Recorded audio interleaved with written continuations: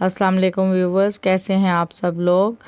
आइए आज आपको वासफ़ अली वासफ़ रहमतुल्लाह अलैह की महफ़िल में लिए चलती हूँ, जहाँ पर साइलीन ने आपसे कुछ सवाल किए और उसके जवाब उन्होंने दिए। तो पहला सवाल ये किया, बाज़ औक़ात डरौने ख्वाब नज़र आते हैं, उसका क्या हल है। जवाब, डरौने ख्वाब के ज़रिए इंसान का बहुत सारा कुछ उस पर आश्कार होता है।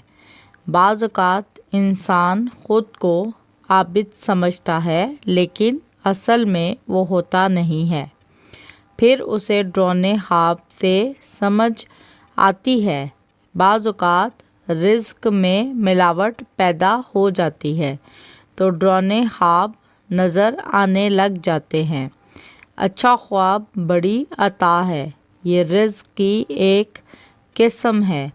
बाज़ औक़ात मैदा ज़्यादा स्टफ़ हो जाए, भर दिया जाए तो डरौने ख्वाब आते हैं। बाज़ औक़ात ये आने वाले वक्त के बारे में इत्तला होती है। जब डरौने ख्वाब होने लग जाएं, तो आप बावुज़ू हो के सो जाया करें। नींद को इबादत बनाने का आसान तरीका ये है कि आप बावुज़ू सो जाया करें। दुरूद शरीफ पढ़ के सोएं तो डरौने ख्वाब नहीं आएंगे। डरावना ख्वाब एक वार्निंग है कि आपकी ज़िंदगी में कोई पेचीदगी है।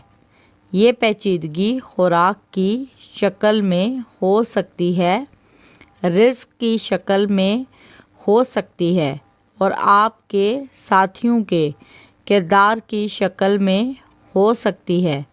तो ये 3 चीज़ें हैं जो डरौने ख्वाब की वजूहात हैं। यानी आपके रिज़्क़ का मामला सही नहीं है, जो खुराक आपने खाई है वो सही नहीं है, आपके इर्द गिर्द आपके साथियों में पाकीज़गी नहीं है। इन बातों का ख्याल रखें तो डरौने ख्वाब नहीं आएंगे। हज़रत वासफ़ अली वासफ़, गुफ्तगू वॉल्यूम 17, सफ़ा नंबर 28। इसी तरह हज़रत वासफ़ अली वासफ़ की महफ़िल हो रही थी, तो वहाँ पर एक आदमी आया और उन्होंने कुछ इस तरीके से ये वाक़या सुनाया हज़रत वासफ़ अली वासफ़ ने कि एक आदमी अपने पीर साहब के पास गया कि आप दुआ करें, मुझे भी अरसा हो गया है दुआ करते हुए। मैं अप्लाई करता हूँ हज के लिए, लेकिन मेरा नाम नहीं निकलता। दुआ करें कि मेरा नाम आ जाए। पीर साहब ने कहा, दुआ करो कि इसका नाम ना आए। वो शख्स बहुत ज़्यादा रोया और बोला कि आपने तो उल्टी दुआ मांग दी है। मैं जाना चाहता हूँ और आपने रोक दिया है। इस रोते हुए को पीर साहब ने बुलाया और कहा कि बात सुन, मैंने 16 हज किए हैं, तू मेरे 16 हज का सवाब ले ले और ये दर्द मुझे दे दे। तू हज ना करने का जो दर्द है वो हज के सवाब से ज़्यादा है। अगर आपके दिल में सदाकत पैदा हो जाए तो सारा सफ़र सदाकत ही सदाकत है।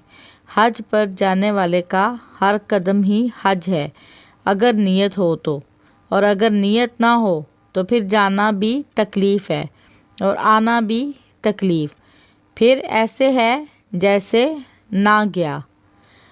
हुर्रे ईसा अलैहिस्सलाम राहबा मक्का बूद चूँ बेयायद हनूज़ खर बाशुद, यानी हज़रत ईसा अलैहिस्सलाम का गधा भी मक्का के सफ़र पर गया था और जब वापस आया तो गधे का गधा ही था। तो हज रुजू की बात है। गुफ्तगू वॉल्यूम 18, सफ़ा नंबर 211-212। हज़रत वासफ़ अली वासफ़ रहमतुल्लाह अलैह। तो जनाब इस आखिरी वाक़े का हज़रत वासफ़ अली वासफ़ ने बयान करके ये बताया कि हज के लिए तड़प रखनी चाहिए, उसके लिए दिल में नीयत होनी चाहिए بعض اوقات کچھ لوگ حج پہ جا نہیں سکتے، لیکن ان کی تڑپ، ان کی شدت اتنی ہوتی ہے کہ ان کا ثواب حج پر جانے والے سے زیادہ ہو جاتا ہے۔ بعض اوقات حج پر جانے والوں کی نیت کچھ اور ہوتی ہے، وہ کہتے ہیں ہم ساتھ یہ جگہ بھی دیکھیں گے، وہاں بھی دیکھیں گے، تو نیت مخلوط ہو جاتی ہے۔ خالص نیت اللہ کے لیے حج کریں تو اس کے ثواب کا اندازہ انسان لگا ہی نہیں سکتا۔ تو پلیز ویورز، اگر آپ کو واقعہ اور اس طرح کی باتیں سننی ہیں تو اس چینل کو سبسکرائب کر کے بیل کا بٹن دبا دیں، تاکہ آپ کو مزید آنے والے واقعات اور اچھی علم کی باتیں آپ تک پہنچتی رہیں، اور آپ کا بھی بھلا اور معاشرے کا بھی بھلا ہو۔ شکریہ بہت بہت۔